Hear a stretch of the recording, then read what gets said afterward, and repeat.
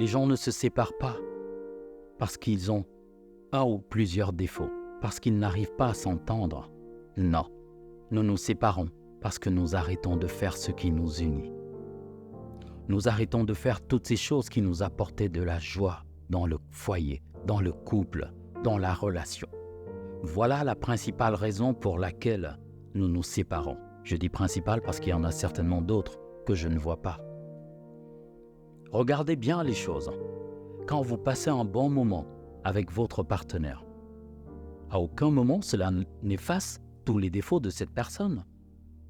Cela n'efface pas toutes ces choses que vous lui reprochez, avec lesquelles vous n'êtes pas d'accord, vice-versa. Mais cela ne vous empêche pas de passer un bon moment. Cela ne vous empêche pas de rire, de sortir, de faire l'amour, d'être heureux avec une personne. Chaque fois que vous faites une erreur dans votre couple, vous donnez la force à votre partenaire de s'endurcir. Vous donnez à votre partenaire des raisons de partir. Vous entretenez ces raisons, vous les nourrissez. Et ces raisons, au fur et à mesure qu'elles grandissent, elles ne deviennent plus des possibilités. Le départ n'est plus une possibilité, il devient de plus en plus une conviction. Après, il ne devient même plus une option, il devient le seul choix. Et parfois, quand cette personne sature, elle se sent obligée de partir. Ce n'est pas parce qu'elle ne vous aime pas, c'est simplement parce que vous avez contribué à faire de son départ le seul choix. C'est simplement parce que ce qui n'était qu'une option, une possibilité, une pensée qui a traversé l'esprit, vous l'avez tellement nourrie que cette pensée est revenue tout le temps et elle s'est installée. Elle a pris le contrôle du cerveau de votre partenaire. Vous ne pouvez pas aimer une personne que vous voyez comme un monstre. Vous ne pouvez pas être aimé si votre partenaire vous voit comme un ennemi, comme quelqu'un qui représente un obstacle à son bonheur. Malheureusement, c'est ce qui arrive souvent dans de nombreux couples. Parce que nous passons tellement notre temps à ne voir que le négatif. Et pourtant, au début de la relation, nous avions une énergie débordante parce que nous ne voyions que toutes ces qualités que notre partenaire nous présentait. Aujourd'hui, nous voyons des défauts. Nous avons l'impression que la personne a changé et pourtant, c'est exactement la même qui nous montre uniquement une autre facette de sa personnalité. Mais tout ceci ne fait pas de notre partenaire une personne négative. Ce sont juste des réglages. Le problème, ce n'est pas le sacrifice que vous faites pour votre partenaire. Le problème, c'est le manque de sacrifice que vous faites pour vous. Vous avez des gens qui se plaignent. Je lui ai donné tout mon amour. Je lui ai consacré toute ma vie et je n'ai rien eu en retour. Oui, mais tu n'as rien eu en retour parce que le problème, ce n'est pas tout l'amour que tu as donné. C'est tout l'amour que tu t'es refusé. C'est le fait que tu aies arrêté de savoir que tu existes. Attention, je ne parle pas d'égoïsme. Et une fois qu'on est conscient de cette responsabilité que nous avons, de nous aimer, ce qu'il se passe, c'est qu'on n'attend plus l'amour de notre partenaire. Quand il arrive, c'est un bonus. Mais en fait, celui que nous avons pour nous-mêmes est largement suffisant.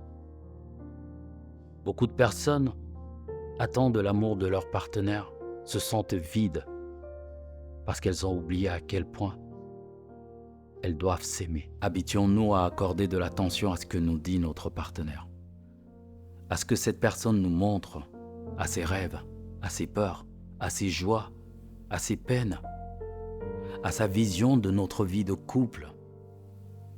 Faisons également attention à toutes ses erreurs, mais beaucoup moins, parce que se concentrer plus sur ses qualités nous permettra au moins d'avoir une bonne ambiance dans le couple. Mais nous devons écouter notre partenaire. Nous devons observer notre partenaire. Au lieu de passer notre temps au téléphone, à discuter avec des amis, à faire plein de choses qui nous aident moins à avancer dans notre relation de couple, nous gagnerions à connaître davantage la personne avec laquelle nous vivons. Parce qu'il est tout simplement difficile d'aimer une personne qu'on ne connaît pas profondément. Il ne peut pas y avoir amour dans un couple s'il n'y a pas de bienveillance. Il ne peut pas y avoir de bonheur entre deux personnes si on ne se soucie pas de la façon dont l'autre se sent. Mais il ne peut pas y avoir de bonheur si on ne comprend pas les attentes de notre partenaire. Et surtout, il ne peut pas y avoir de bonheur dans un couple si on ne comprend pas qu'on est en couple. Et que si l'autre ne fait pas sa part, nous devons faire la nôtre, mais aussi parfois la sienne. C'est comme une entreprise. Parfois, si votre collègue d'à côté n'est pas là, c'est à vous qu'on donne ce boulot. Et pendant sa période de congé ou de vacances, vous faites le travail de 2 personnes. Mais c'est nécessaire parce que l'entreprise ne va pas recruter. Demain, ça peut être vous. Vous n'allez pas être d'accord qu'on recrute quelqu'un d'autre. Nous devons constamment nous mettre à la place de notre partenaire. Soyons humbles. Parce que sans cette humilité, nous ne pouvons pas être conscients de nos limites. Nous ne pouvons pas comprendre les remarques qui nous sont faites. Nous ne pouvons pas voir l'opportunité qu'il y a de s'améliorer. Donc vous comprenez que dans votre couple, dès aujourd'hui, si vous voulez le changement, si vous voulez des améliorations, constatez ce qui ne marche pas à votre niveau, à celui de votre partenaire, peut-être pour identifier certains de vos défauts.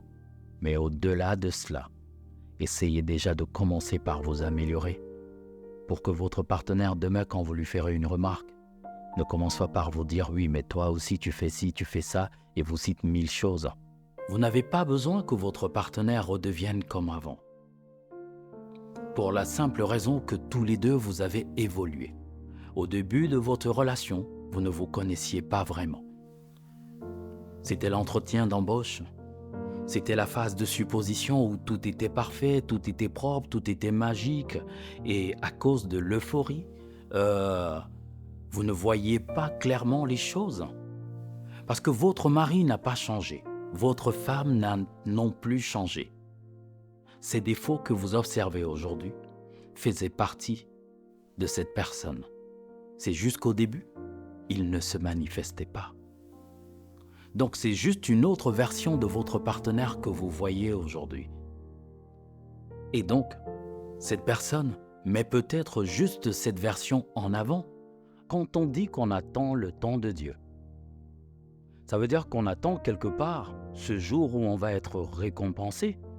Mais pour certains, on attend simplement ce jour où on va recevoir. On ne parle pas de mérite, on parle d'un don. Mais si on n'est pas préparé à gérer ce qu'on s'attend à recevoir, on n'en fera rien d'extraordinaire. Celui qui se bat peut attendre quelque chose, mais celui qui ne se bat pas, tout ce qu'il attend, c'est un don. Et nous devons comprendre cet autre élément, c'est que la vie n'est pas injuste avec nous. Certes, il y a des gens qui sont nés dans des conditions assez terribles, il y a des événements qui nous arrivent, qui sont terribles, mais quand on regarde au fond, on se rend compte souvent qu'il y a une explication.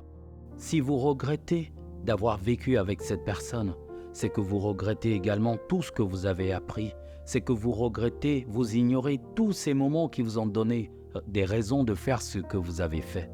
Ne soyons pas ingrats, parce que ce que nous disons à la vie, c'est que je rejette tout ce que tu m'as appris parce que tu ne m'as pas donné ce que je voulais. Ou alors tu me l'as donné, mais tu ne l'as pas donné durant toute la période que je souhaitais en fait. Mais ça ne marche pas comme ça. Ne soyons pas ingrats à l'égard de la vie, à l'égard de Dieu, d'Allah, de tout ce en quoi nous croyons, de nos ancêtres et de tout le reste. Soyons reconnaissants. Tirons des leçons parce que c'est une richesse. Et essayons de voir tout ce que nous devons améliorer pour la prochaine relation. Tu fais une dépression. Tu te dis que ta vie n'a plus aucun sens. Tu es convaincu que tu n'as plus droit au bonheur. Avant de faire une bêtise, avant de toucher le fond, avant de te laisser aller, s'il te plaît, accorde-moi 1 heure. Et je peux te garantir qu'après ce rendez-vous, tu ne seras plus la même personne. Laisse-moi t'aider. Je t'attends.